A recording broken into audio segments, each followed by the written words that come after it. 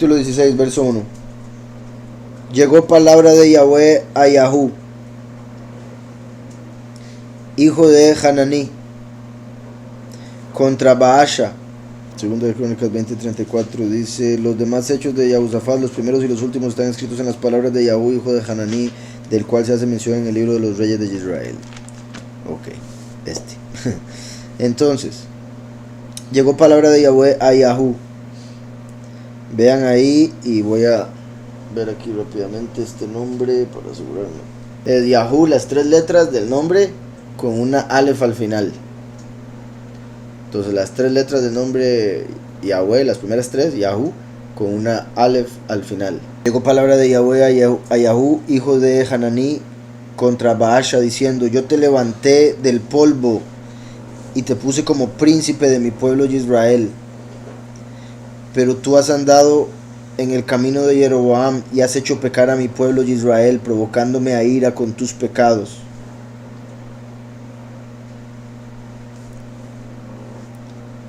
Por eso yo barreré la posteridad de Baasha y de su casa, y voy a hacer con su casa como con la casa de Jeroboam, hijo de Nabat. Al que de Baasha muera en la ciudad, se lo comerán los perros, y al que muera en el campo se lo comerán las aves del cielo. Vean, el mismo castigo, como decía. Vean qué interesante que él venía de otra familia y se había levantado con la esperanza de que cambiara las cosas, pero tomó el poder y fue igual al rey anterior de pecador. Entonces el mismo resultado vendría para él y sus descendientes. Los demás hechos de Baasha, las cosas que hizo y su poderío, ¿no está todo escrito en el libro de las crónicas de los reyes de Israel? Durmió Baasha con sus padres y fue sepultado en Tirsa, y reinó en su lugar su hijo Ela. La palabra de Yahweh por boca del profeta Yahú, hijo de Hananí, fue contra Baasha y también contra su casa, con motivo de todo lo malo que hizo ante los ojos de Yahweh, por provocarlo a ira con las obras de sus manos, que llegaron a ser como las de la casa de Jeroboam, y por haberla exterminado. Vean qué curioso, porque lo levantaron para exterminarla, pero al exterminarle, después de hacer lo mismo, ahora no solo tiene que pagar por hacer lo mismo, sino también por haber matado a alguien, por eso, y por haberla exterminado. En el año 26 de Asa, rey de Yehudá, comenzó a reinar Ela, hijo de Baasha, sobre Israel en Tirsa, y reinó 2 años. Pero conspiró contra él su siervo Zimri, comandante de la mitad de los carros. Estaba Ela en Tirsa embriagado y bebiendo en casa de Arza, su mayordomo en Tirsa, cuando llegó Zimri y lo hirió de muerte, y reinó en lugar suyo. Era el año 27 de Asa, rey de Yehudá.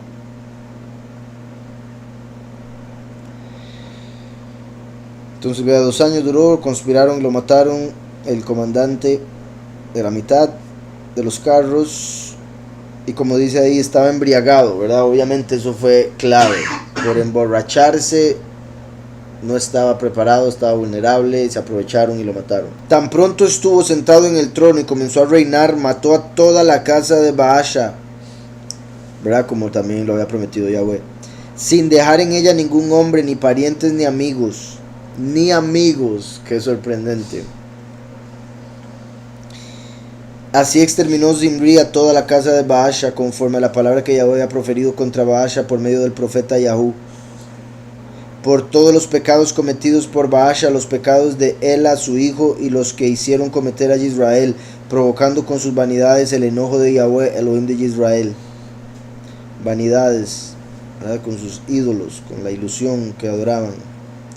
Los demás hechos de Ela y todo lo que hizo, ¿no está todo escrito en el libro de las crónicas de los reyes de Israel? En el año 27 de Asa, rey de Yehudá, comenzó a reinar Zimri, y reinó 7 días. Y reinó 7 días en Tirsa. El pueblo había acampado contra Gibetón, ciudad de los filisteos, y el pueblo que estaba en el campamento oyó decir: Zimri ha conspirado y ha dado muerte al rey. Entonces todo Israel proclamó aquel mismo día rey de Israel en el campo de batalla a Omri. Entonces todo Israel proclamó aquel mismo día rey de Israel en el campo de batalla a Omri, general del ejército. Aquí dice un comentario: el sexto rey de Israel fue un gran hombre de estado, aunque el libro de Reyes, interesado solamente en la evaluación religiosa de los monarcas de Israel y de Judá, pronuncia sobre él un juicio severo. A los comentaristas defendiéndolo: uy, Padre Celestial, pobrecito, él fue un buen rey. Este hizo construir la ciudad de Samaria para convertirla en la capital del reino. Entonces dice: Omri, general del ejército. Omri subió de Gibetón junto con todo Israel y sitiaron a Tirsa. Al ver Zimri tomada la ciudad, se metió en el palacio de la casa real y prendió fuego a la casa consigo adentro. Así murió por los pecados que había cometido, haciendo lo malo ante los ojos de Yahweh y andando en los caminos de Jeroboam, y en el pecado que éste cometió al hacer pecar a Israel. El resto de los hechos de Zimri y de su conspiración, ¿no está todo escrito en el libro de las crónicas de los reyes de Israel? Entonces el pueblo de Israel se dividió en dos partes. Vean cómo cada vez se iba dividiendo más y más y más. Cristianos y católicos. Entonces el pueblo de Israel se dividió en dos partes. La mitad del pueblo seguía a Tibni, hijo de Ginat, para hacerlo rey, y la otra mitad seguía a Omri. Pero el pueblo que seguía a Omri pudo más que el que seguía a Tibni, hijo de Ginat. Tibni murió y Omri se convirtió en rey. En el año 31 de Asa, rey de Judá, comenzó a reinar Omri sobre Israel y reinó 12 años en Tirsa. Y reinó 12 años. En Tirsa reinó 6 años. Omri compró a Semer el monte de Samaria. A Semer el monte de Semeria, lo más seguro era en el sentido de que era de él, entonces tenía su nombre. Omri compró a Semer el monte de Samaria por 2 talentos de plata. Vean cómo se ahora hacía el chiste católicos y cristianos, pero es que sí se conecta, como he mencionado muchas veces con respecto a los samaritanos, que representan a los cristianos en algunos contextos, pero obviamente conectado con nuestro tiempo. Los de la apostasía, vean cómo se dividen cada vez más, se van dividiendo. Se dividió Judá de Israel, ahora Israel se divide en dos. También compran por 2 talentos de plata la tierra de Samaria, que sería la capital de Israel, así como Jerusalén, la capital de Judá. También había uno hubo 2, pero aquí cercano, que reinó 2 años nada más, ¿verdad? Así que reinó 2 años y lo mataron cuando conspiró Zimri.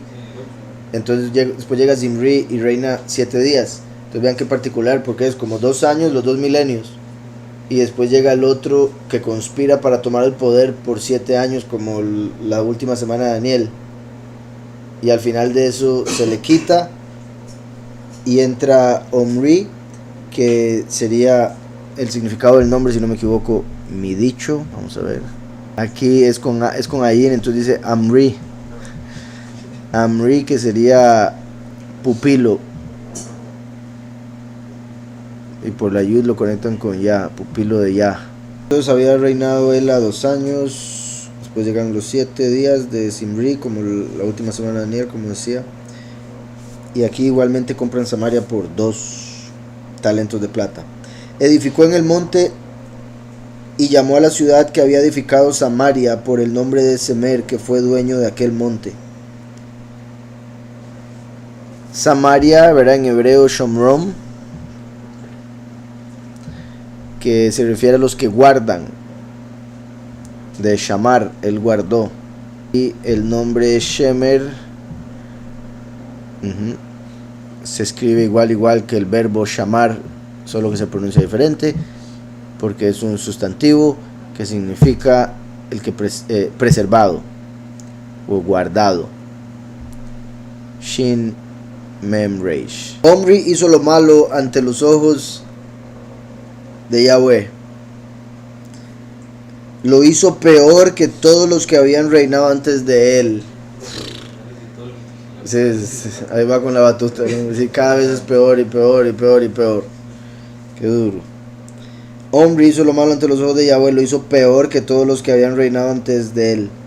Pues anduvo en todos los caminos de Jeroboam, hijo de Nabat, y en el pecado que aquel hizo cometer a Israel, al provocar con sus ídolos la ira de Yahweh, Elohim de Israel. Los demás hechos de Omri, todo lo que hizo y las acciones valientes que ejecutó, ¿no está todo escrito en el libro de las crónicas de los reyes de Israel? Omri durmió con sus padres y fue sepultado en Samaria. En su lugar reinó Acab, su hijo. Comenzó a reinar Acab, hijo de Omri, sobre Israel, el año 38 de Asa, rey de Yahudá, y reinó sobre Israel en Shomrom 22 años, ¿verdad? En Samaria 22 años. Pero Acab, hijo de Omri, hizo lo malo ante los ojos de Yahweh, más que todos los que reinaron antes de él. Entonces vean que Omri era peor de todos, había sido peor que todos los anteriores, pero llega Acab y le gana. Ahab significa el hermano del papá. Ahab, hermano del papá. Entonces, si es hermano del papá, eso indicaría que la mamá lo tuvo con el abuelo. Pero sí, ¿verdad? Que sería, bueno, incesto. Ahora, no necesariamente el nombre es así literal, en el sentido de que fuera hermano de... Es que sí va a estar raro, ¿verdad? Porque no va a ser... y digo abuelo porque sigue siendo su papá. La mamá tuvo a Acab y le puso, este es el hermano de su papá. Ahora, eso puede ser, ¿verdad? Obviamente puede ser porque fuera demasiado parecido a él. Pero también podría ser, o sea, el sentido de que ahí anda algo raro. Pero sí, ya le estoy poniendo demasiado. Pero más como el abuelo de relaciones. O sea, algo así, algún tipo de incesto podría haber habido como para que fuera llamado hermano del papá. Puesto que, ¿verdad? Como por ejemplo Amón y Moab. Moab, que significa de su padre. Porque la mujer era la hija de Lot, que se acostó con él. Ahora, lo que estoy diciendo es simplemente por el nombre, ¿verdad? Por el significado del nombre, que es extraño ponerle, usted es el hermano de su papá. Entonces, pero Acab, hijo de Omri, hizo lo malo ante los ojos de Yahweh, más que todos los que reinaron antes de él, pues no le bastó andar en los pecados de Jeroboam, hijo de Nabat, sino que tomó por mujer a Jezabel. Ya salió. Vean eso, no solo le bastó andar en todos los pecados de Jeroboam, sino que se casó con esta mujer. Y vean qué sorprendente, imagínense lo mala que era esa mujer como para que Yahweh diga, ya esa fue la... No le bastó esto, sino que tuvo que ir a hacer eso. Recuerden que Jezabel, o en realidad, bueno, Jezabel es como aparece aquí, Isabel sería Isabel, la pronunciación del nombre, y significa, o lo traducen como la Virgen del Señor. La Virgen del Señor. Entonces, ¿verdad? Si uno le dice a alguien la Virgen del Señor, ¿a quién se va a imaginar? Un ídolo de María. Y el Señor, sí, ¿verdad? Y a veces, y eso es una muestra clara de cuál es ese espíritu que adoran. Razón por la que en Apocalipsis Yahweh le habla a la congregación de Tiatira y les dice, les habla de Jezabel. Entonces, dice, pues no le bastó andar en los pecados de Jeroboam, hijo de Nabat, sino que tomó por mujer a Isabel, hija de Etbaal, rey de los Sidonios, y sirvió a Baal y lo adoró. Sirvió al Señor y lo adoró. ¿Verdad? Lo sirvió, hizo lo que él mandaba, el enemigo, y lo adoró. Le dio el crédito por lo que Yahweh le daba. Nekeil, lo que tuvo.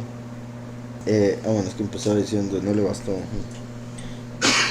Con todos los pecados de Jeroboam, hijo de Nabat, sino que tomó por mujer a Isabel, hija de Et-Baal, Alef-Taf Baal. Et-Baal, que significaría él es el Señor, o el Señor. Entonces vean cómo Jezabel, hija del Señor, la Virgen del Señor, hija del Señor, que o tantas cosas que se pueden decir ahí. Por un lado, muestra cómo Jezabel es una hija de Satán, como he dicho, que es la encarnación de esa entidad que se conoce como Lili. Et-Baal también se podría conectar con el falso Mesías, que dice ser el primero y el último, el Aleph y la Taf, sino que tomó por mujer a Isabel, hija de Et-Baal, hija del Señor. Y es que imagínense si esto se lo tradujese, ¿verdad? Si tradujesen estas palabras, ¿cómo lo leería un católico, un cristiano? ¿Verdad? ¿Qué diría si un católico leyese? Pues no le bastó andar en todos los pecados de Jeroboam, hijo de Nabat, sino que tomó por mujer a la Virgen del Señor, la hija del Señor. Cualquiera diría, ay, pero si era tan buena, era la hija del Señor, ¿cómo? Aquí hay un comentario. El nombre de la princesa fenicia, Jezabel, podría significar, aquí ponen, bueno, ¿dónde está el príncipe? Es decir, Baal. O bien el príncipe existe. Al contraer matrimonio con Acab, Jezabel llegó a Samaria con su religión y sus profetas. Por si algo, la traducción que he estado mencionando hasta el momento de Virgen del Señor está en la concordancia. Esto es en este comentario que están poniendo esto. Dice, al contraer matrimonio con Acab, Jezabel llegó a Samaria con su religión y sus profetas. Hecho bastante frecuente en aquella época. Luego emprendió una verdadera cruzada a fin de conquistar a Israel para la religión del Señor, Baal, ¿verdad? Pero encontró un insobornable opositor en el profeta Eliyahu. En el libro de Apocalipsis, el nombre de Jezabel se aplica figuradamente a una falsa profetisa que engañaba a los creyentes con sus enseñanzas, como acabo de mencionar, Tiátira. Entonces vean qué particular que se menciona en el Apocalipsis, otra vez ella. ¿Por qué? Porque es la manifestación de esa gran ramera que va a caer hasta el Apocalipsis, que como he mencionado no fue condenada todavía, como se ve en lo que leeremos en el próximo estudio, lo más seguro, de Eliyahu. También me parece interesante, y bendito Yahweh, que estemos llegando a hablar ya de Eliyahu,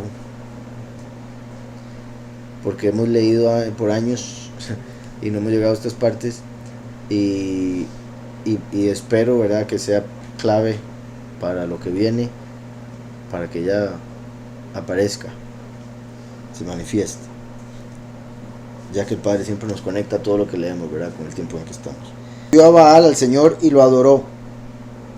Construyó además un altar al Señor en el templo que él edificó en Samaria. También hizo Acab una imagen de Asherah, para provocar así la ira de Yahweh. También me parece interesante esto, para provocar así la ira de Yahweh. Cualquiera diría, y no estaría mal, pero dependiendo de, bueno, diferentes niveles en lo que se puede entender, para provocar la ira de Yahweh. En lo que es consciente, lo más seguro, ¿verdad?, él pensaba que estaba adorando al verdadero, puesto que cualquiera que está en una creencia tiene que pensar que esa es la verdadera para estar ahí, si no, a menos de que se esté engañando a sí mismo, lo cual también es la otra posibilidad. Mi punto es que no necesariamente era como que el rey iba a decir, necesariamente, voy a ir a adorar a esta para enojar a Yahweh. No, era simplemente vaya a adorar, y resulta que enoja a Yahweh porque es a Yahweh el que debería adorar, ya había hecho un pacto con él. Pero mi punto es que en lo espiritual, en lo inconsciente, es el enemigo desviando al hombre a través de su carne para que enoje a Yahweh, porque ese es el punto de Satanás cuando trata de hacernos caer. Él quiere que enojemos a Yahweh, él quiere que nos alejemos de Yahweh. Entonces, también hizo Acab una imagen de Ashera para provocar así la ira de Yahweh. Y eso es lo que la gente hace y no se da cuenta. Y dicen, pero él me entiende. Lo hacen para provocar a Yahweh a ira. Hizo Acab una imagen de Ashera para provocar así la ira de Yahweh, Elohim de Israel, más que todos los reyes de Israel que reinaron antes de él. Entonces aquí estamos llegando, ¿verdad?, a un clímax de maldad en el reino de Israel. En tiempos de Acab, Hiel, el de Betel, reedificó a Jericó. Vean esto es poderosísimo y me parece interesante que aparezca aquí, en este momento, cuando llega Acab al poder. Ahora, el hecho de que Acab está llegando al poder y es el peor de todos, se conecta con nuestro tiempo, que es la peor de todas las generaciones, y que se va a levantar un líder que va a servir a la gran ramera, y la gran ramera lo va a controlar en el sentido de ese espíritu maligno de Ashera, como a Jezabel controlaba a Acab. Y por eso se tiene que levantar Eliyahu como uno de los dos testigos, como ahí Yahweh levantó a Eliyahu para contrarrestar lo que Jezabel llegaba a hacer en Israel. Y qué curioso que cuando esto está sucediendo, está empezando apenas, se nos menciona esto aquí. En tiempos de Acab, Hiel, el de Betel, reedificó a Jericó. Recuerdan que Jericó fue la tierra por la que entramos, a la tierra prometida. Cuando Yahushua ben Nun, Josué, hijo de Nun, entró y conquistó Jericó, él puso una maldición y dijo que el hombre que edifique esto lo haga, ponga el fundamento sobre su primogénito y lo termine sobre su segundo hijo, su hijo más joven. Y aquí vemos que se cumplió esto. Dice, al precio de la vida de Abiram, su primogénito, echó el cimiento, y al precio de la vida de Segub, su hijo menor, puso sus puertas conforme a la palabra que Yahweh le había anunciado por medio de Yahushua, hijo de Nun. Entonces, vean la palabra tan poderosa. Él puso una maldición. Aquí la forma que lo está poniendo básicamente como que fue un anuncio, no fue una maldición, fue un anuncio. El que lo haga le va a pasar esto. Y se cumplió al pie de la letra. Y es muy interesante, me parece a mí. Voy a ir a ver primero la maldición.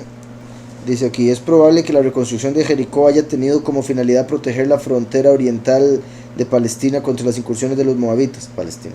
De Israel contra las incursiones de los moabitas. El texto de la escritura aclara que esa reconstrucción violaba el antiguo juramento que Yahushua había hecho pronunciar en tiempos de la conquista de Canaán, ¿verdad? En Yahushua 6:26.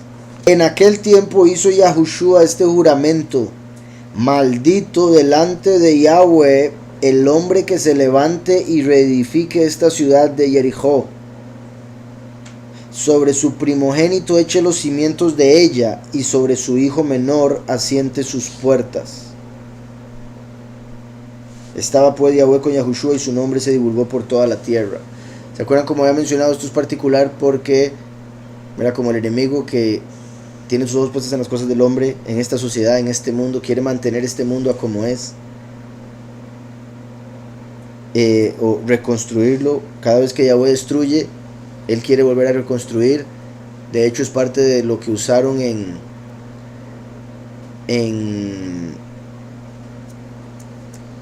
lo de las torres las torres gemelas en Estados Unidos. Agarraron un verso de la escritura que hablaba de que se destruyó, pero que vamos a reconstruir, en un sentido muy similar a como si fueran los de la Torre de Babel, diciendo Yahweh destruyó, pero vamos a volver a construir. Entonces, curioso como destruye Jericó, y Yahushua dice, el que levante esto va a ser maldito porque va a morir su hijo, sus dos hijos. Y eso se conecta con que, por otro lado, en el sentido positivo, para Yahweh poder venir a reconstruir la tierra para su congregación, su luna. Recuerden que Jericó significa su luna. Para Yahweh reconstruir o hacer un nuevo cielo y una nueva tierra para su congregación, como la luna, el sol para la luna, el sol de justicia para su congregación, tendría primero que venir sus dos hijos, el primero y el último, a morir. el primero y el último en medio de 2000 años, en medio 2000 años, entre la muerte del primero y el último, como dos hijos de Yahweh para que Él reconstruya toda la tierra. ¿Sí me explico? El primero como la piedra angular. Exacto. Yahushua que viene como la piedra angular y el último que pasa por la puerta como el buen pastor. Puesto que decía sobre su primogénito eche los cimientos de ella. Yahushua el primogénito es el cimiento, es la piedra angular. Y sobre su hijo menor asiente sus puertas.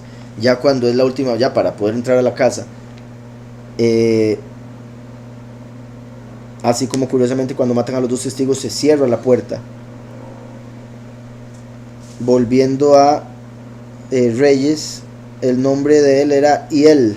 Hiel significa el poderoso vive, o el poderoso que vive. Pero obviamente es de Yahweh, como decía, representa a Yahweh el poderoso vivo, enviando a sus dos hijos, primero y último. El primero, Abiram, que significa, ¿verdad?, mi padre es exaltado. Y Yahushua vino a exaltar al Padre, a darle honor al Padre, a dar testimonio del Padre. Y el último sería representado por Segub, que significa exaltado. Curiosamente el último viene como Padre y va a ser el que va a tomar el reino, entonces por ende esa conexión con el ser exaltado. Curioso que cuando llega Acab se menciona esto, se reconstruyó y ya habían por ende muerto esos dos. En tiempos de Acab y él, Giel sería el de Betel, el de la casa del poderoso. Tras de eso, recuerdan, Betel, como les he dicho, se conecta con la muerte de los dos testigos, el nombre al menos, por lo que vemos que ha sucedido en Betel en el pasado. En tiempos de el hermano del padre, el poderoso vivo de la casa del poderoso reedificó su luna al precio de la vida de mi padre es exaltado, su primogénito, echó el cimiento, y al precio de la vida de el exaltado, su hijo menor, puso sus puertas, conforme a la palabra que Yahweh le había anunciado por medio de Yahushua, hijo de Nun. Vean qué particular, de verdad, cómo menciona la muerte de esos dos con esa maldición / profecía de Yahushua ben Nun, antes de que aparezca el Yahu. Como recordando, ¿verdad?, la muerte del primero y el último, ambos tendrían que venir con Eliyahu.